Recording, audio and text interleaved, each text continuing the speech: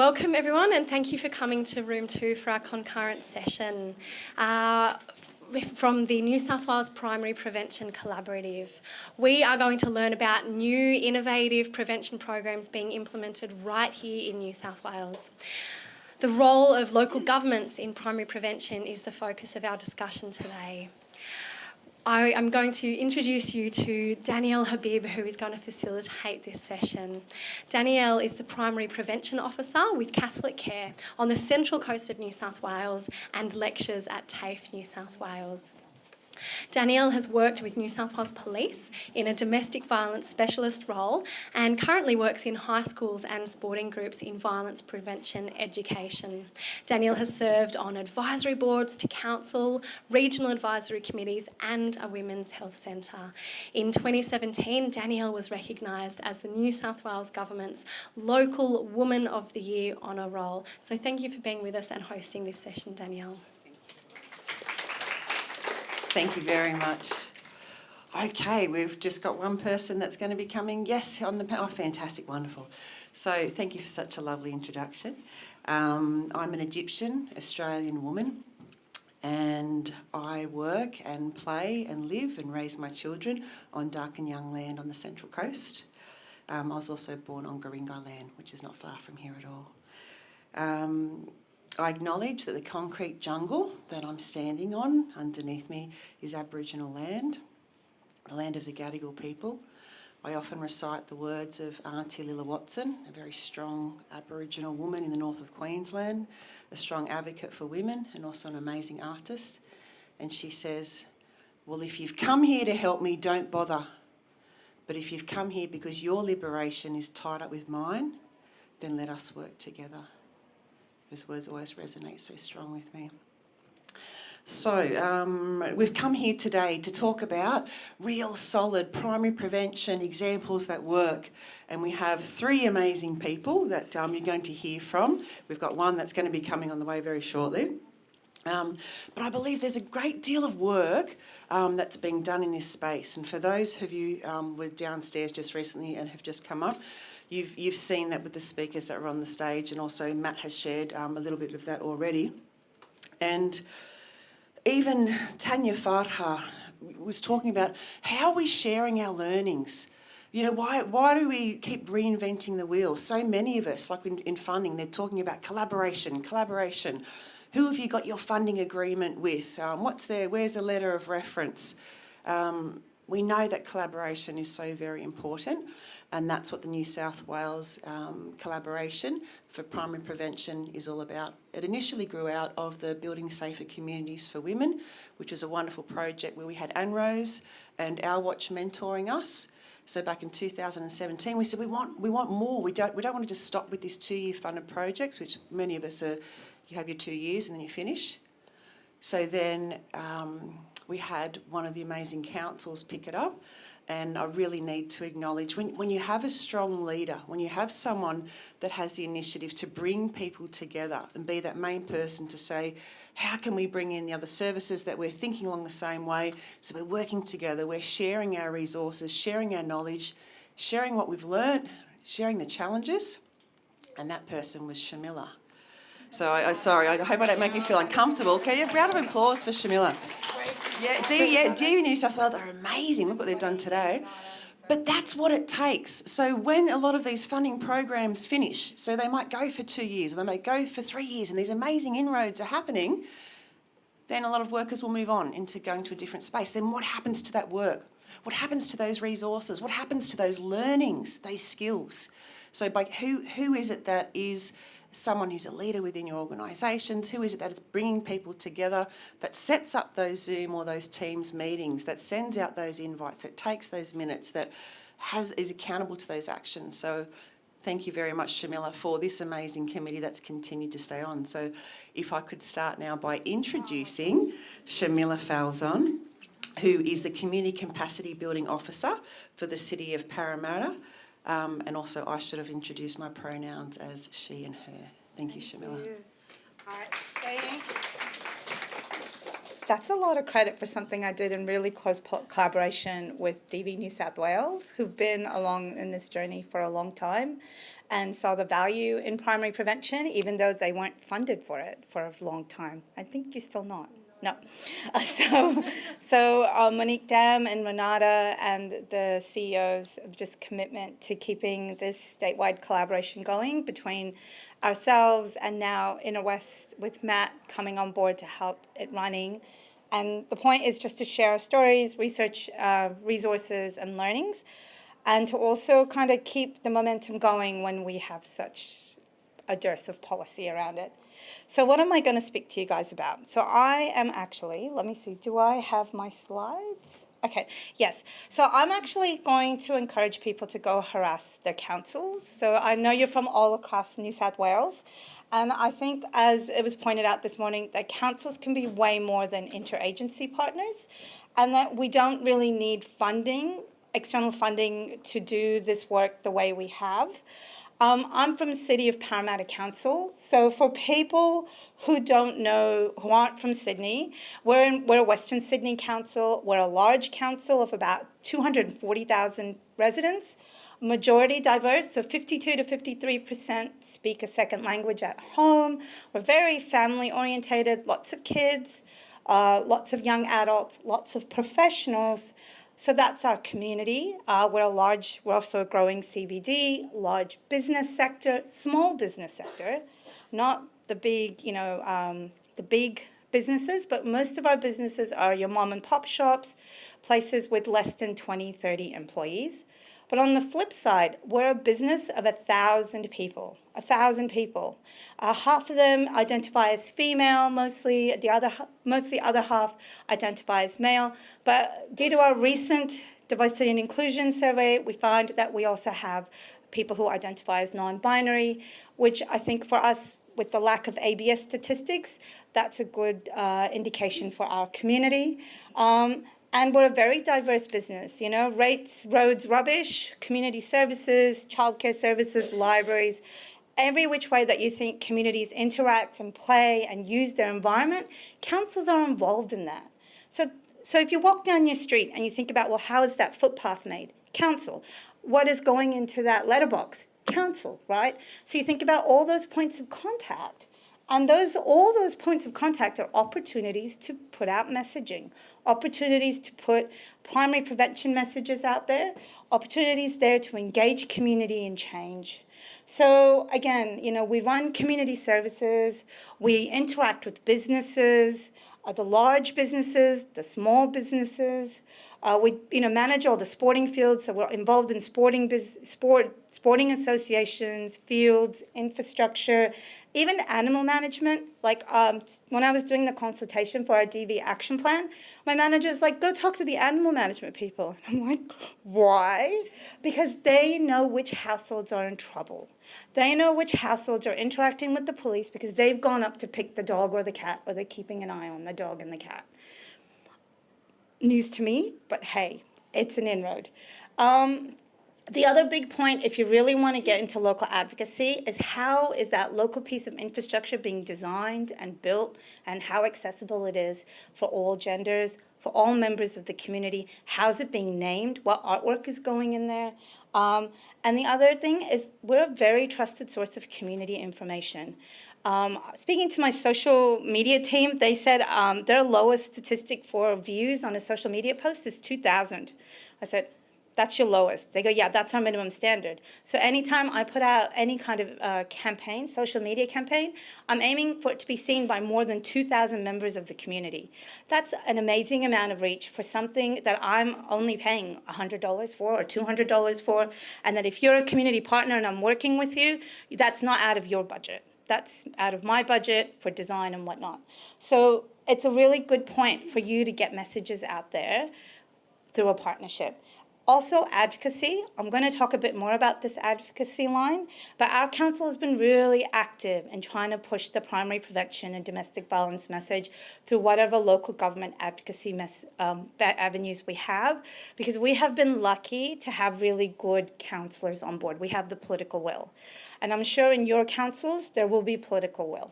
So I've been doing this role for 5 years. So the work I'm talking about is over 5 years. So we've been working really hard in building the local primary prevention capacity of our local services and communities. We've been running Change the Story training. I did the stats. I think I've trained around 100 people with the colleagues, so Monique and Maggie. We also support practice, so people will ring me and we'll discuss projects. We have a community grants program, and so I've encouraged people and supported people to write successful funding applications to run local, place-based primary prevention projects. We also support networks of practice. So Danielle's amazing introduction, this New South Wales collaboration has been a really good example, but we've also set up a really local, place-based network of mainly neighbourhood centres, of multicultural services, community development organisations, to do primary prevention work in a place-based way. So we've been working with them consistently for about 5 years now, and we're having conversations about translating information and concepts into different languages. And the interesting thing is their work is starting to converge around building grassroots activists who are doing this work in multiple languages.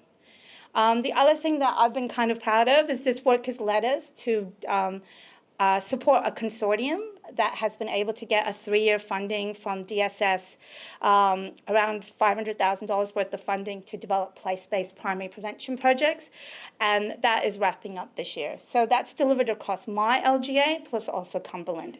So that's been something we've been doing. Also along the line, because we're a community that has a lot of South Asian people, dowry abuse has become a big issue in our community. And so we've co-funded a 12-month research project. I'm in the middle of reviewing this research report, but it was a retrospective examination of case files and analysis of women's experience and service provider experiences. We were able to examine 294 case files across 3 services. We found 49 cases of dowry abuse over the last 7 years. And we'll continue to work in that space because it's relevant to our community, and we'll use the information for advocacy. And also just last 12 months, we've been able to connect our external community development and capacity building work with our internal organizational development. Our organization passed a diversity, inclusion, and equity strategy for staff. And in that development of that strategy, we've linked it to our domestic and family violence prevention action plan. So we've linked the 2 plans together in the recognition that gender equity work is really important to preventing violence. And with a staff of about 500 women or people who identify as women, staff have experienced violence. So we have a domestic and family violence policy for staff, but in addition to that, we have a gender employee reference group, which is now looking at how we can make our workplace more gender equitable. We have an LGBTIQA employee reference group who's looking at how we can make our workplace more inclusive. And obviously for us, who are in this industry, who are in this space, those 2 pieces of work intersect. But for a conservative business, it's still pieces of work that sit separately. But that's okay. People don't need to always know the whys. They just need to get on with the work. And one of the exciting things for us is we have a CEO who's really committed to this. So each employee reference group's got an executive sponsor, and the CEO is part of the executive sponsor for the gender work. So we're taking this opportunity. It may not last, but we're going to run with it, and we're going to go as far as we can and see how far we can take it before anything changes, because in a bureaucracy, things can change.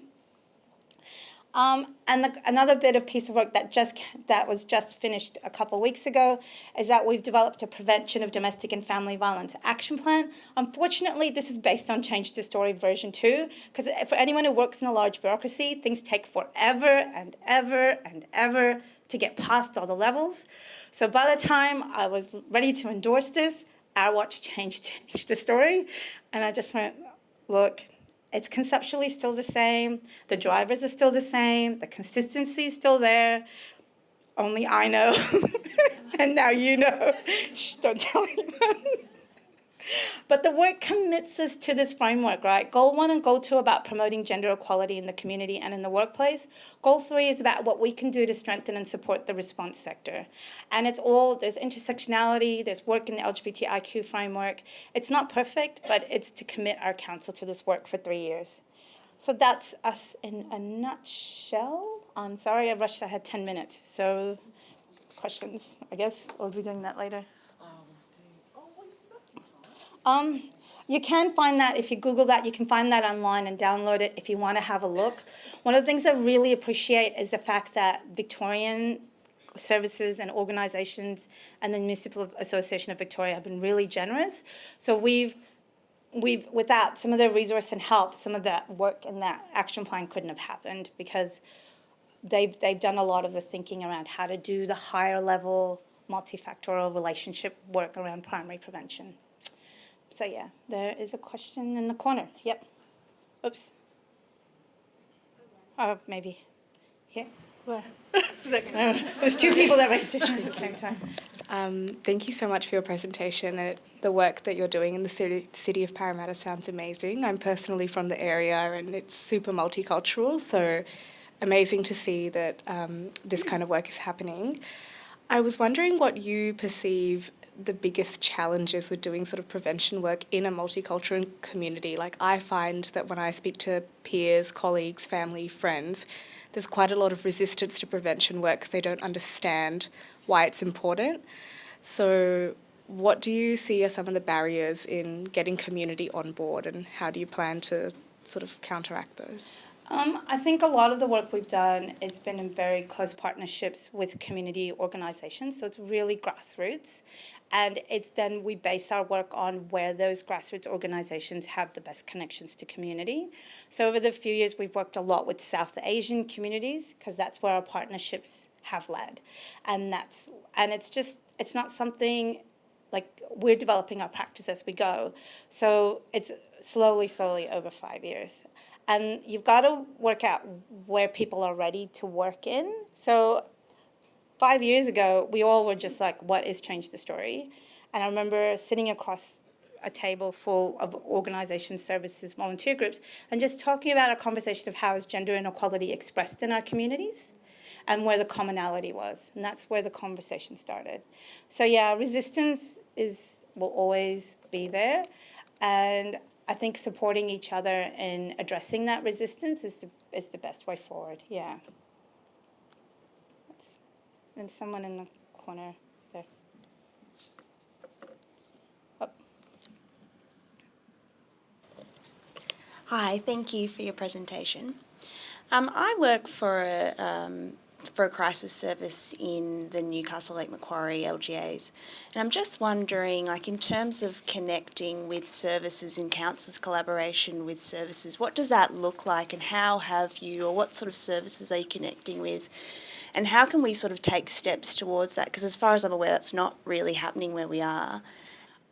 So I would advise you to find a council officer that you have the best relationship with. And talk them through what is Change the Story, and then how you can work together on your first project. Because you also everyone has to develop their practice and how you do primary prevention. So I would start where you can have the most influence and how much you can get the most buy-in, like what you can develop out of that partnership from your council officers. That might be a community development worker. And then from there, see where you can, that's how we started. I sit in the community development team, and we started with just doing place-based projects and just building and building and building on that. So because we have to get our head around how to do primary prevention, and we have to get our head around how it works and looks like in our community. And then, yeah, that's where I would go. It's kind of hard. It's really hard in New South Wales without having that prevention infrastructure. Yeah. But yeah, just talk to your community development department. Okay, I know. I've got to stop talking. There are some really good examples that are just not Parramatta. Like Matt's going to talk about Inner West. Cumberland Council also have a really good websites and resources because multicultural communities. So there's some, and there was the regional council with the, oh my gosh, okay, no more examples escaped me, sorry. Could give back to We'll have some more time for questions after. Thank you. Can everyone please give Sharmilla a big hand of applause? Thank you. And we're next going to go, we've got a video from ARC. and that's the project, the ARC project from the Men and Family Centre in Lismore. They obviously couldn't be here because there's so much happening in Lismore with the floodings. So, Tony, have you got the access to the video to play? Hi everyone, we're from the Men and Family Centre on beautiful Bundjalung country in northern New South Wales. We are the ARC Gender Relations team, and today we'll be sharing some information with you about the ARC Communities project. We are really sorry that we're not there in person with you. We'd really like to be, but our communities, our organisation and ourselves have been deeply impacted by the recent flooding events in Lismore. So we've opted to pre-record this session, and we really hope you find it interesting. Hi, my name is Sarah Drury. I'm a project coordinator and facilitator with the ARC Gender Relations project, auspiced by the Men and Family Centre in Lismore and Tweed and funded by Women New South Wales Innovation Fund. And good afternoon, my name's Lisa McPhie. I'm also a project coordinator and facilitator with the ARC Gender Relations team. This is a job title that we all share. Hi, my name's Hunter McBride. I'm very happy to be part of this wonderful team. And just letting you know that ARC, ARC acronym, stands for Accountable, Respectful and Connected. And that's what our vision and our hope is for our communities. We would really like to acknowledge the Widjabul Waiable people of the Bundjalung Nation, where we are located, and pay our respects to elders past, present and emerging. We acknowledge the impacts the recent flooding disasters have had on local First Nations communities. We want to show our deep respect for the local Aboriginal and Torres Strait Islander people, particularly the community hub set up and run by the Koori Mail, who have been leading the recovery efforts up here for the whole community and showing us how to support each other with strength, resilience, compassion and respect. Our project is strongly influenced by the work of Our Watch, especially the drivers of violence and including the socio-ecological model of change. Our work attempts to speak to all these layers in different ways, but the focus today is on a project that we implemented at the community development level. The frameworks that underpin all of ARC's work include intersectional feminism and accountability and safety. We utilise a gender transformative approach, and you can see the key elements of that approach on that slide there. ARC engages in a number of programs and projects that you can see on these slides coming up.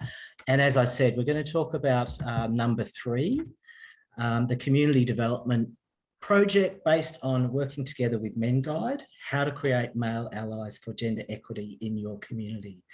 We highly recommend that you check out this resource, particularly if you're hoping to engage men. Now I'd like to hand over to Lisa to tell us a bit more about the ARC Communities project. Thanks, Hunter.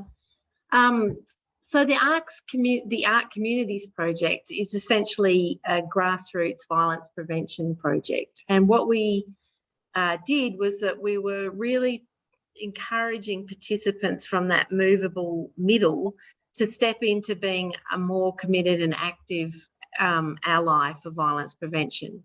So local male identified participants from our networks and from the training and groups that we run were invited to think about being part of this project.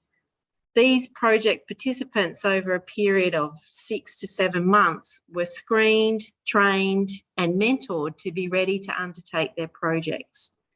So the training that we did was very extensive and was a number of mornings and sessions over perhaps a month, with the key areas being how do we define violence, what is gender inequality and why does that matter, unpacking the drivers of violence, exploring the socialisation of men and the construction of masculinities, and exploring how men can use their power and influence to become allies in the prevention of violence. After the training, the mentoring and support continued throughout the project delivery as each participant was undertaking their project, and then through the evaluation of these small projects as well.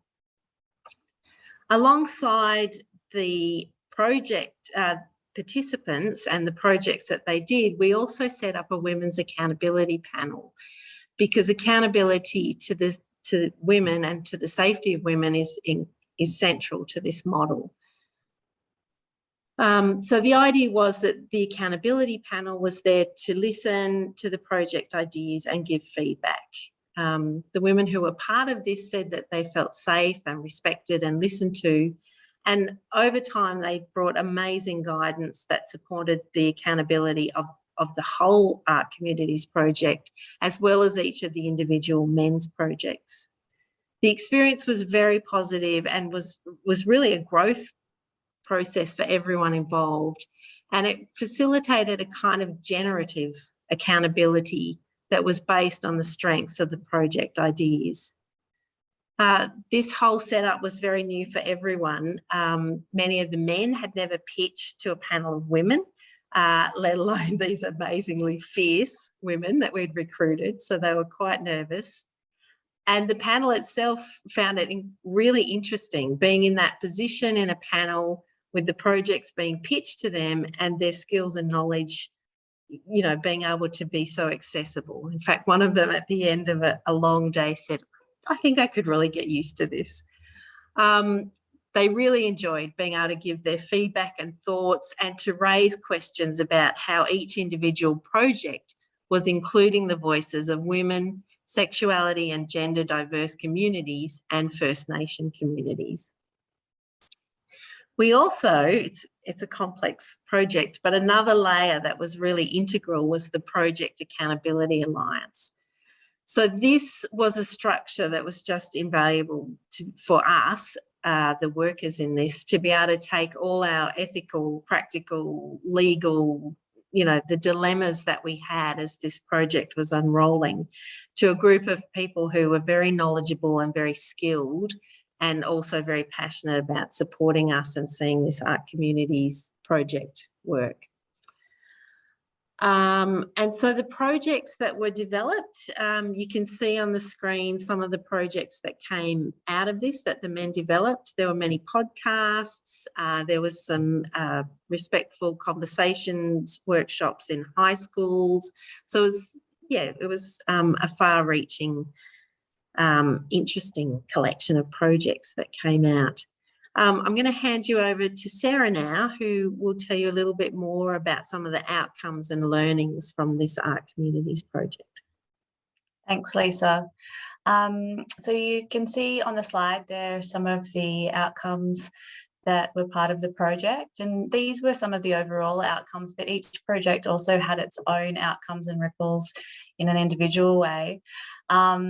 One of the project participants actually let us know that their podcast had thousands of listens, and she said that Michael Flett had added it to his website xyonline.net and had received the project had received great feedback from people who wouldn't normally engage in these kinds of conversations. We also mapped one of the projects to think about its reach a little bit with the participants. The project we mapped was the one that were the consent workshops that were developed and delivered at a local high school. The participant involved said he had been awakening and opened up to trying to understand male privilege, and had been exposed to ideas and knowledge that he really valued, and it had galvanised his existing passion for the work. The local high school had identified issues and proactively worked towards violence prevention, and had seeded some staff development and developed worker networks. The youth action group had ongoing prevention work planned, and that now had a male group on their radar. The participant said that his friends and family also started to be involved in the conversations he was having, and were learning from that too. His dad was quite responsive, and his mum apparently helped him with the project. The high school students would have their future relationships impacted, and their families were starting to be involved in the conversation. And they were thinking about the words they use and also starting to think about others and the ideas around consent. The ARC team developed some hope and also experience in the change work, and we also have talked at a few conferences and done some media around it. We developed a really strong connection to different parts of our community, and we've done a lot of learning, and we'll include that into our further work. And the participants also are doing ongoing work around violence prevention. What did we learn? We learned a lot of things. The project took a lot longer than we initially anticipated. We learned men all have different experiences and different relationships with power and privilege. We formed relationships with different communities, and we learned that builds trust and brings voices forward and supports us to understand how best to position ourselves and our organisation as allies to people who are disproportionately impacted by violence. We needed to be aware of overstretching the participants, and we also needed to be aware of how the man box characteristics and dynamics may be present for the project participants in this work. The mentoring process included setting very small achievable goals and keeping the drivers of violence really central to the work and the projects, and the mentoring took a lot of work. Our existing local links with LGBTQIAP+ and Aboriginal community really supported the project. We found that we really needed to think about how to better support Aboriginal participants in the project. Our community of practice, our training and our groups, the other aspects of ARC, was where most of our project participants came from. So that worked really well. We did learn that resistance was very present, especially when men were challenged to include more diverse voices in their work. We also noticed that the Project Accountability Alliance and the Women's Accountability Panel were invaluable parts of the process, and that accountability structure really worked. There's value in the men participating in the project, even if their individual projects are not realised. We learned that we needed a bit of contingency with COVID, like everyone has, and we did need to downsize a little bit.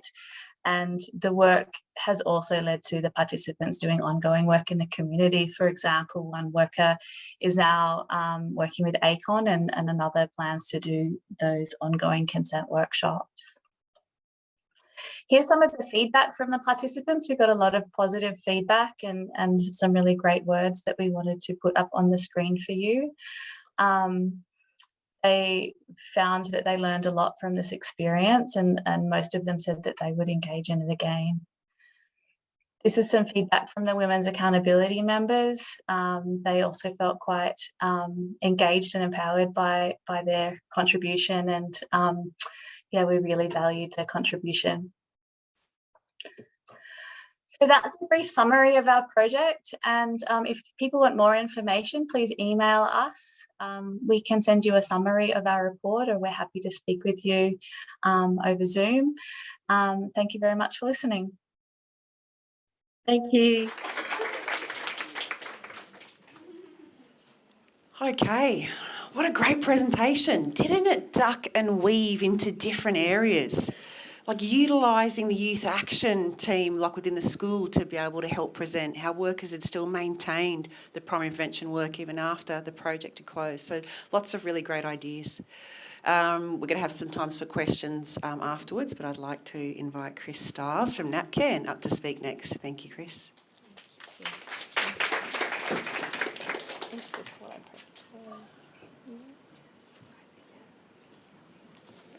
Hi everyone. Thanks for having me here, and I too also just want to acknowledge the traditional custodians of the land that we are on today, and I'm really privileged and honoured to have been asked to come and speak here today. I'm actually coming to you from Larrakia country up in Darwin, and a lot of the work I do is actually across the NT and also across multiple areas of New South Wales. So I just want to acknowledge everyone who's here today and all of the countries and the areas that we've all come from and the lands that we do meet upon here today. So thank you. So I think for those who've been in maybe the past sessions You might have heard, and you've probably heard a little bit about the term Love Bites, and the Love Bites program is a Respect for Relationships education program. We have a number of other programs though as well. That is only our program for 11 to 17-year-olds. But I'm actually here today to talk to you about what we're actually doing in New South Wales at the moment and some of the current modifications that are happening in this space, and adaptations and just new pieces of work that are being done. So something that I guess when I started with NAPCAN back in 2017, one of the first things I said to our CEO and Deputy CEO was, I'm more than happy to come in and work for NAPCAN. However, we just don't have what we need for the NT context, particularly our Aboriginal and Torres Strait Islander students and young people and families up there. What we've got just isn't suitable.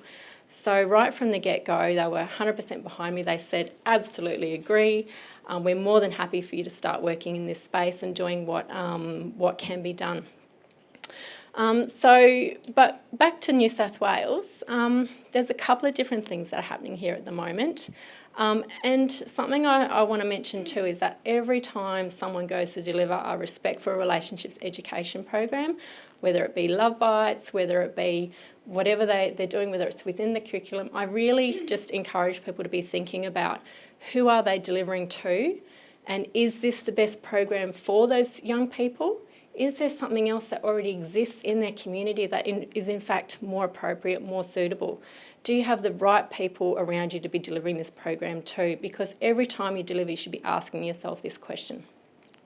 So we have a lot of people who are doing that and who are coming to us and saying, look, we're just not sure that what we had there in the Love Bites program, which, and nothing is ever going to be a one size fits all, and it never should be. And anyone who comes to a program with that sort of thinking, you're going to make a lot of mistakes right from the get-go. So people are coming to us and saying, look, we need something that's just a little bit different. Can you support us? So we don't quite know what to do in this space. Is there someone else who's doing this? And so these are some of the current projects where people are asking us those questions and trying to find something that is more suitable.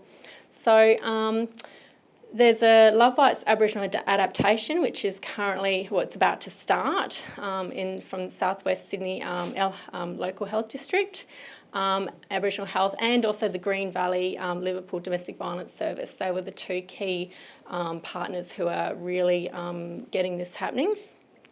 So that's going to be people from within, like people who are working in that community, people who are living within that community, who will be helping to co-design a program which they feel is more suitable for them.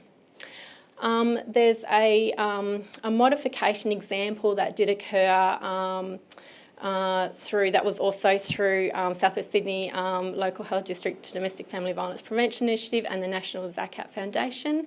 So that was an example, and again, everything's only ever going to be an example because one size will not fit all, and it was showing people what a local community did when they came together to actually look at how can they deliver Respect for Relationships education.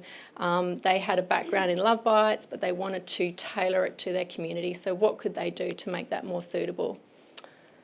So then we've also got some other things that are happening just regularly across New South Wales. A lot of the restorative education centres, youth justice centres, correctional centres, YWCA and counsellors are using like what we call like our standalone modules.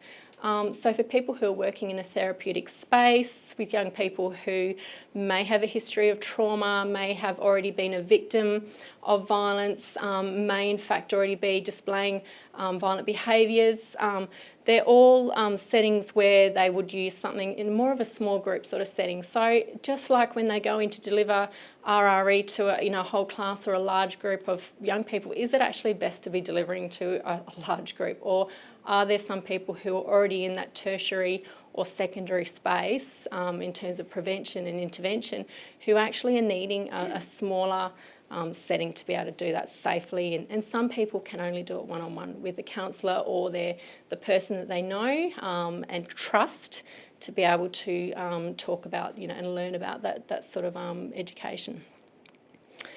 So, we also have, we're trying to get some support and some more funding for trying to work with communities who are looking for alternative resources for the Love Bites program, such as people who are requiring Auslan interpreters, or people who may need modified materials in order for their young people or their facilitators to be able to take part and access the program too. So that's a few of the things that are currently happening in New South Wales around modifications. But that's not to say that there's already a lot of people who are doing this in their everyday work as well that needs to be acknowledged. And like Nat has said in the last panel discussion, like there's so much that needs to be done. And not only, I think something that I wanted to share was just the way that we have gone about this in the NT, which, I work between NT and New South Wales. That's the two main places that I work between. My role crosses Australia. But it was actually what we had done in the NT, and I need to give credit to the Larrakia Healing Foundation, the Larrakia Nation, plus also Tunangia, Family Safety Violence Group, and some of the work of some amazing people in the NT who have been doing this for thousands of years. And when we go to, we're asked by a community to come in and actually help them design their own respectful relationships education program.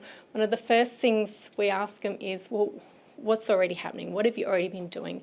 Tell us, show us your stories, tell us exactly what's already happening. And 9 times out of 10, they will bring us a painting or something which actually shows the stories which have been passed down from generation to generation about child protection, about looking after family, caring for family, protecting women and children, and a lot of the stories which have been passed down through paintings and verbally, which isn't even being included in a lot of the evidence. When we look at, evidence-based and frameworks and that sort of stuff, a lot of this isn't being included. But that knowledge is being held, and so we're really trying to give credit and acknowledge that, and starting from that place there. So some of the things I just wanted to go over quickly is probably more about the process as to how we do this. First off, there has to be an initial request. I get phone calls from across Australia nearly every day from someone in a remote Aboriginal setting saying, we love the Love Bites program, we came in and got trained on it, we thought it was great, now we want to run it back in our community. And I have to put the brakes on the whole process, and I'm the one to deliver the bad news. So then they're all excited, they're ready to go. But in fact, it's actually good news in a way, because they're trying to deliver something which is not appropriate in that community. And so you have to be asked by community. You need to work with community and be informed by community as to whether that is the best program and whether it actually needs modifications or changes, or whether there's something already happening, utilising local elders, local people in community who are already doing this stuff and have been doing it and are the right people to be delivering this content. What can we do to support them? Okay, so it's that sort of stuff. So actually being asked. So many times they go back and they go, actually, well, yeah, we weren't asked. We haven't consulted with anyone. We haven't asked. We haven't sat down and listened to anyone. We were just going to bring in our own program and deliver this. And when we talk about taking away what we've done in the past in terms of colonisation and trying to make sure that we're not redoing the harms of the past, that is so important. We go back and look at what are the drivers, additional drivers of violence for Aboriginal women, and it is colonisation, the ongoing effects of colonisation, and for not only Aboriginal and Torres Strait Islander people, but non-Aboriginal and Torres Strait Islander people too. So if we're not already going back and questioning, well, we're coming in with this bias that we've got this program that's already been made elsewhere and we're just going to deliver it, well, then we're not actually really helping anyone. In fact, we can do more harm. So I'm the one on the end of the phone there when people are coming and saying, we want to deliver this program, it's great. And I go, hold up, back up, we need to go back. We've actually got other programs that we deliver in, or that we help communities to design in remote areas of Australia. So, and not Love Bites, it might have sections of Love Bites in it, but it's often very different. So you need to have identified the intersectionalities and those additional drivers for the community that you're being asked to work in. That's really important, and I think people have already mentioned them today. Deep listening, learning and consultation. Now, deep listening is It's more than just your active listening. It really is. It's listening to what's not being said. It's also asking and receiving information about what are your worries about RRE in your community. Actually looking for the barriers, trying to work out what is it that worries you about talking about this topic, in terms of the backlash or the barriers, and actually acknowledging that rather than pretending it's not there and just going in and trying to deal with it if it comes up. Co-design, where possible, if we can support other people to design the program themselves and just be a facilitator, well then that's great. Other times they can't be seen to be in that lead role because of the backlash that they would get in their own community, therefore we might co-design with them. But we should never be the ones who are just designing a program. We should always be using the input and the feedback from community to do that. Training, we really want to make sure that we then help the community to be trained in that program that they have designed and to support them in that training.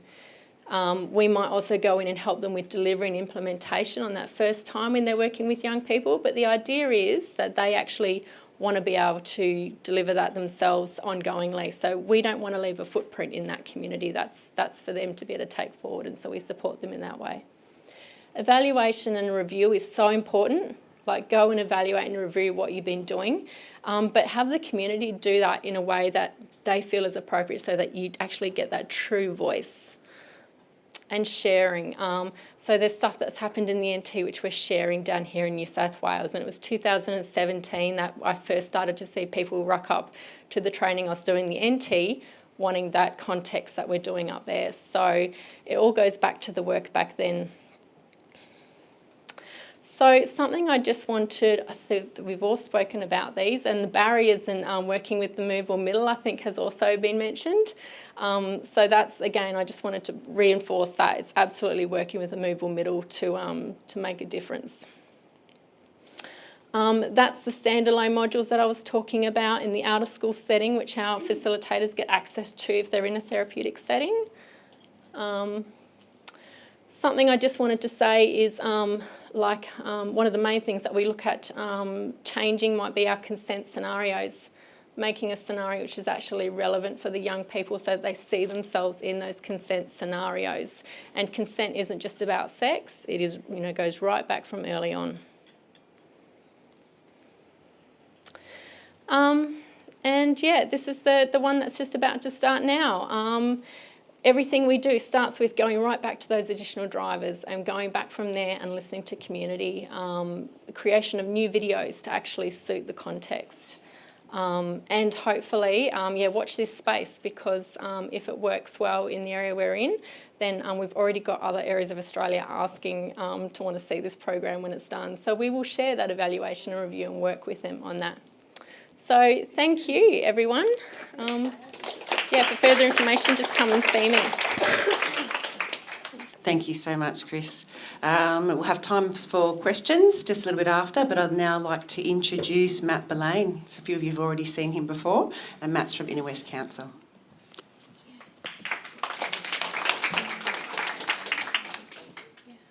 Hi, everyone. As Danielle mentioned, I'm Matt Balane. I'm from Inner West Council. I'm Council's Community Projects Officer. Before we begin, I just want to acknowledge traditional custodians on the land that we're meeting on today, the Gadigal people of the Eora Nation, and leaders past, present and emerging. It's such a privilege to be here and to be in this space and to share this space, particularly with our wonderful speakers. Also echoing Sharmilla's point, particularly around, I guess, the impact and capacity of local government. I'd probably encourage all of you to reach out to your local community development person or community development team. There's lots of scope and impact that local government can have in this space. I'm actually a team of 15, I think, from memory. Each of us have quite a distinct and varied portfolio, from working with young people, access and disability, LGBTQ A+ communities as well, access and disability, healthy ageing, the list goes on. And each of us have quite a distinct purpose and aim in terms of the work that we do. And a lot of the work that I do in this space originally was around youth and youth development and working with young people. But for the past 3 or 4 years. It's been in the DV prevention space. And Love Bites sort of fits in terms of our program delivery and the work that we do. And in many ways, a lot of the work we do isn't in isolation. There's so much great things that are happening across Sydney, and in many ways that we're not unique. And I'm looking at Kathy here from Mission Australia and Bankstown Carrier Council, who do such amazing work, because I think that's important to acknowledge that a lot of this is happening, but unfortunately it's happening in pockets at the moment. So I'm really here to sort of extend some of the things that Kris has mentioned, but more so some of the things that are happening on the local level. And we've definitely seen a lot of interest in respectful relationship education, and unfortunately, based on the circumstances that we're now in, I think schools are realising that they need this. They need this sort of programming in schools. I'm based out of the Inner West Council, which is an amalgamated council of the former Leichhardt, Marrickville and Ashfield councils. We're a community of over 200,000 people. We're quite a diverse community, but at that same time, we're quite a unique community at that as well. We've got lots of high schools, both independent and non-government as well. And I think since these past 2 years, there's been a lot of interest in the program, which is a very good thing. But I think at that same token, I think the amazing panelists in the previous session had mentioned we have to do this correctly and well and respectfully as well, though, because I guess in many ways, if we do it incorrectly or disrespectfully, a lot of damage can be done, particularly with the young people that we're working with.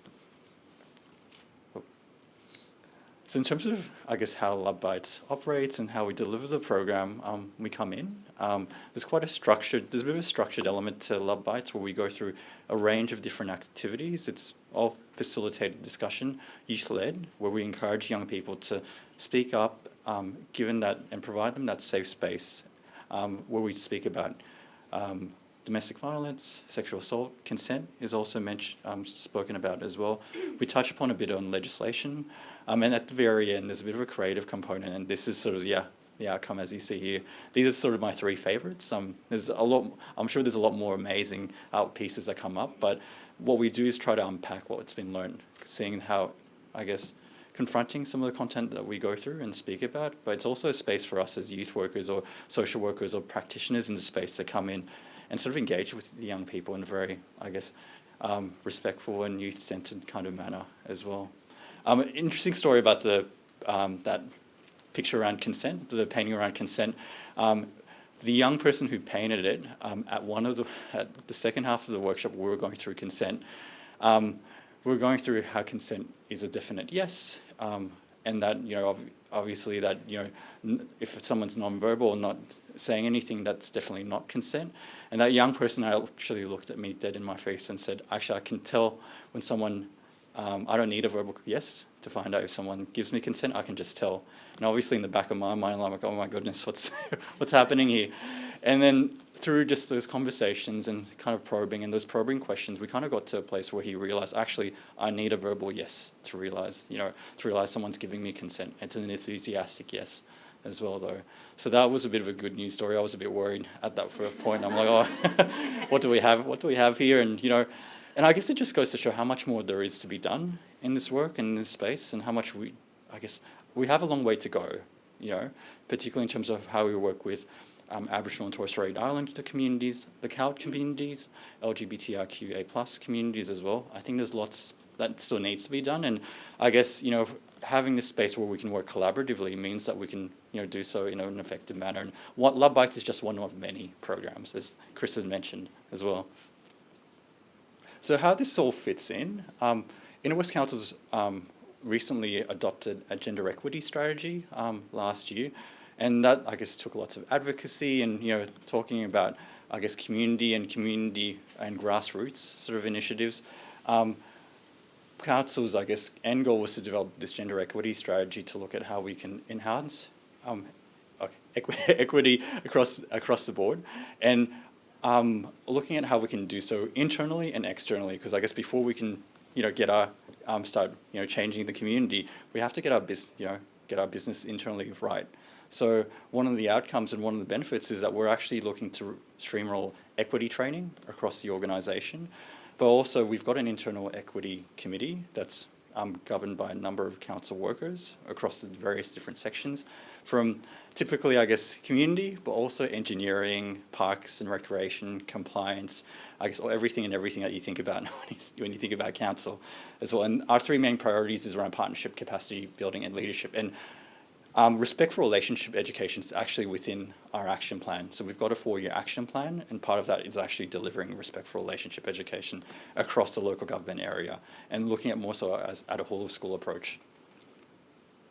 So in terms of how this works and how this operates, like I mentioned last time, council seems to be a hotbed of committees, interagencies, networks and working groups, and this is no different. So we actually have a dedicated working group in terms of, I guess, delivering this work, but also coordinating this work collaboratively as well. And our aim is to educate and resource and support schools. And I think that's the key thing is, for the most part, when we come in, schools aren't really well equipped to actually support their young people, but even support themselves effectively. So really the aim of the working group is to work as a kind of a consortium to do this well. And it happens across many different areas who do love bites. So who we are, we're made up of many different agencies and organisations. So Good Shepherd, Headspace, Ashfield and Camperdown, Inner West Council, Marrickville Youth Resource Centre, Relationships Australia, WAGEC, and Youth Lock. In terms of how we work, we've got a lead agency. So the lead agency's role is to actually do the groundwork on the ground. And then we've got support members, and their role is to help us, ensuring that the program continues on. And really my role is to allow for everyone to come together and continue that work to go on, really, because at the end of the day, you kind of need a facilitator to continue and remind everyone of the work, and for us to, I guess, operate sustainably in this space. So these are just sort of the 3 areas in terms of how we engage with young people, the schools. We consult with young people. We also have a parent workshop where we go through what Love Bites is, who we are, why we're there. That's often 3 key questions: why are you here, and why are you speaking to our young people? And then we have the single day session where we come in and deliver the program. So that's a bit of a rundown. And in terms of what we've been up to, we've recently trained 20 new facilitators. We've developed that package for schools. Really, it's about just consulting and speaking to schools. Last year, in partnership with WAGEC and Relationships Australia and various other schools, we actually had a whole of school forum that was done online, where we invited, I guess, numerous schools to, I guess, learn more about what a whole of school approach is. And then we've got 2 schools on the way, and we've got 4 also locked in, and we've got a wait list of about 10 and 12 schools.